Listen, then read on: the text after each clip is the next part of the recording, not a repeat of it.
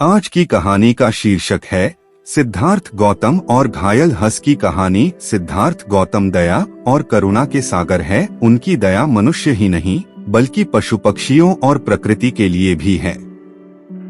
आइए देखते हैं कैसे सिद्धार्थ गौतम ने घायल हंस की जान बचाई। एक बार की बात है, सिद्धार्थ गौतम और देवदत्त एक बहुत ही खूबसूरत बगीचे में थे। बगीचे की सुंदरता देखते ही बनती थी। वहाँ पर तरह तरह के खूबसूरत फूल, रंग बिरंगी तितलियाँ और हरियाली बिखरी हुई थी। सिद्धार्थ खरगोशों के साथ खेल रहे थे, तभी देवदत्त आया और कहने लगा, तुम क्या खरगोशों के साथ खेलते रहते हो? तुम्हें कल का राजा बनाना है। राजा के भीतर इतनी भावुकता नहीं होनी चाहिए। सिद्धार्थ बोले, क्या सचमुच राजा के अंदर भावुकता नहीं होनी चाहिए? देवदत्त बोले, भावुकता तो इंसान को कमजोर कर देती है, और एक कमजोर इंसान कैसे जीवन के कड़े फैसले ले सकता है।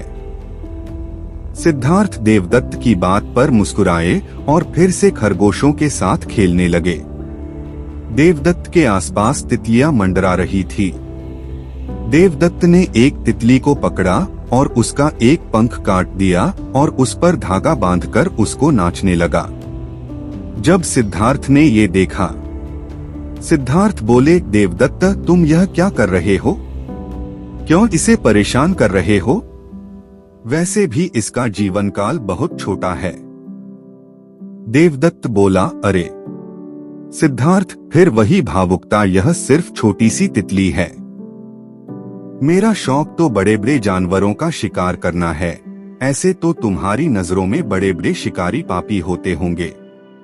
ऐसा कहकर देवदत्त बगीचे से जंगल की ओर निकल गए। सिद्धार्थ वही खरगोशों के साथ खेलते रहे।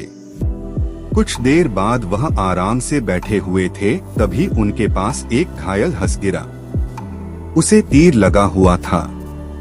वह दर्द से करहा रहा था। यह देखकर वह बहुत दुखी हो गए। सिद्धार्थ ने हंस को अपने हाथों में लिया और आहिस्ता आहिस्ता हंस का तीर निकाला और उसके जख्मों पर मिट्टी लगाने लगे।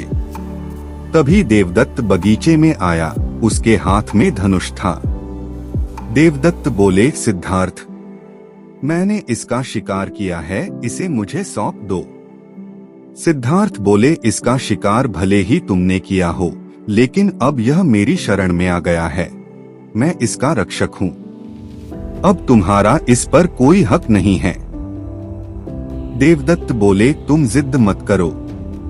मैंने कड़ी मेहनत और एकाग्रता के साथ इस पर तीर साधा था, तब जाकर मैं इसका शिकार कर पाया हूँ। तुम इसे नहीं ले सकते, इसे मुझे सौंप दो। सिद्धार्थ बोले, तुम अपने पक्ष में चाहे कितने ही तर्क दे दो, लेकिन मैं तुम्हें यह हंस नहीं दे सकता। अब यह मेरी शरण में आया है, मेरा धर्म है इसकी रक्षा करना। यह सुनकर देवदत्त क्रोध से भर गया। वह बोला, ठीक है, तो फिर हम दोनों राजा के पास चलते हैं। अब वही इस बात का फैसला करेंगे कि यह हंस मुझे मिलेगा या तुम्हें। सिद्धार्थ बोले, ठीक है, अगर तुम्हारी यही इच्छा है तो मैं राजा के पास चलने को तैयार हूँ। मुझे यकीन है राजा न्याय जरूर करेंगे। सिद्धार्थ ने हंस को उठा लिया और दोनों राजा शुद्धोधन के पास पहुँचे। दोनों ने राजा को प्रणाम किया। सिद्धार्थ के हाथ में घायल हंस को देखकर राजा पूछने लगे, सिद्धार्थ, तुम इस घायल हंस को यहाँ पर क्यों लेकर आए हो?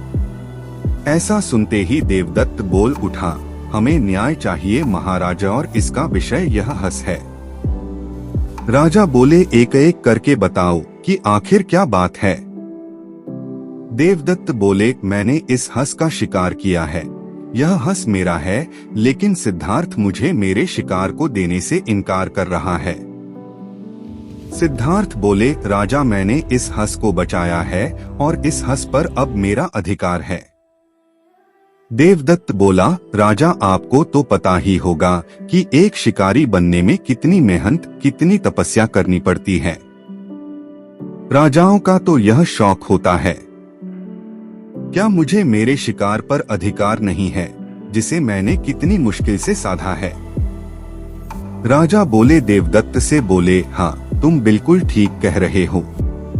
शिकार पर तो शिकारी का ही अधिकार होता है, किसी और का नहीं।